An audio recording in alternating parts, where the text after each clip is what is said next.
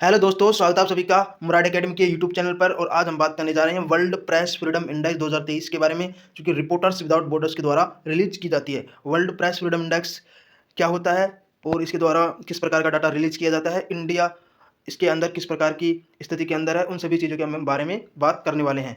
आप यहाँ पर देख रहे हैं द वायर, द गार्जियन की जो अखबार की कटिंग देख सकते हैं। इसके अंदर sharp down slide, India slap 11 rank in press freedom index now 161 of 180 countries, यानी कि भारत की जो 11 रैंक गिर चुका है 180 कंट्रीज के अंदर, अब 181वें स्थान पर रहा है भारत प्रेस फ्रीडम इंडेक्स के बारे में। यहाँ पे द गार्जियन के बारे में, गार्जियन की रिपोर्ट के अंदर बताया गया, द हिंदू में भी बताया गया है और द इकोनॉमिक्स टाइम्स के अंदर भी बताया गया है।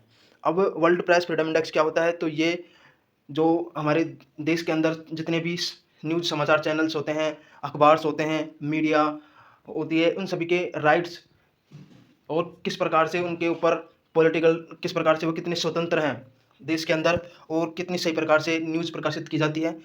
और यह जो मीडिया है वह लोकतंत्र का चौथा स्तंभ होता है, उसको किस प्रकार से यूज किया जाता है वहाँ की सत्तारूढ़ पार्टी के द्वारा, इन सभी चीज़ों के ऊपर यह इंडेक्स रिलीज की जाती है।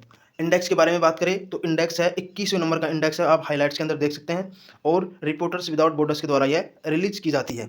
आगे हम बात करते हैं, तो अब हम बात करते हैं कि कौन सी कंट्रीज और कितनी कंट्रीज हैं जो कि किस किस सिचुएशन के अंदर स्थित हैं।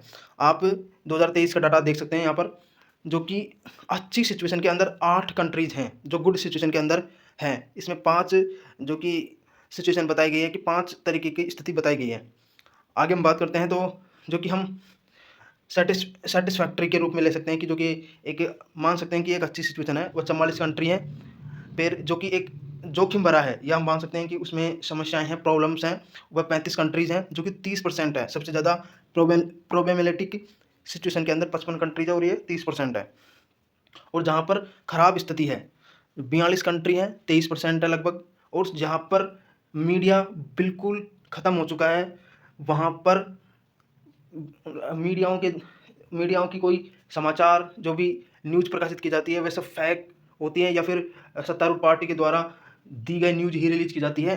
वहाँ पर 31 ऐसी कंट्रियाँ हैं जो कि यह एक ख़राब सिचुएशन बताई गई है यहाँ पर, जो भी 31 कंट्रीज़ हैं।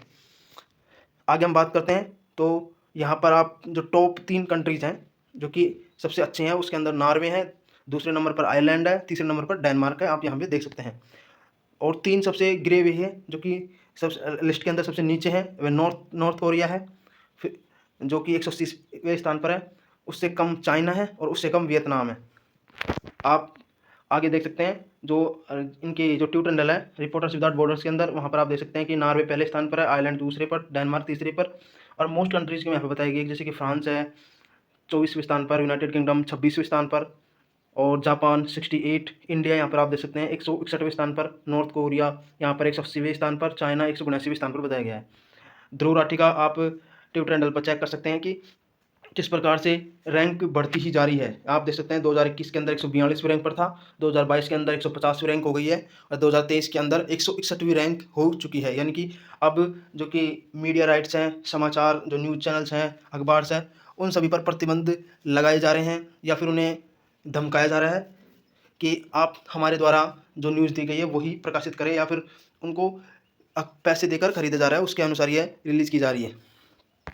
आगे हम बात करते हैं, तो इंडिया के बारे में बात करते हुए 161वें स्थान पर रखा गया है 180 देशों के अंदर।